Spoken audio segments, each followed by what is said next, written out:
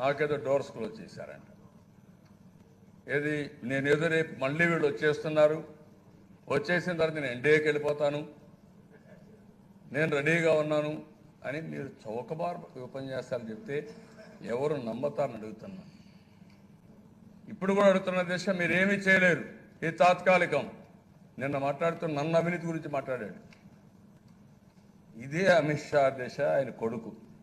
ఏంటి ఆ దిశ? ఈ దేశంలో అడిగేవాళ్ళు లేకపోతే ఇష్ట ప్రకారం మాట్లాడుతున్నారు.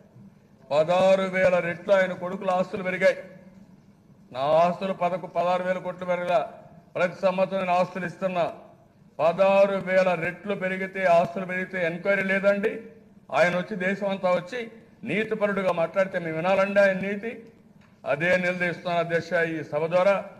నిన్న పలాసలో ఏం జరిగిందో భవిష్యత్తులో ఎవ్వరు కూడా మీ మీటింగ్ కూడా వచ్చే పరిస్థితి ఉండదు.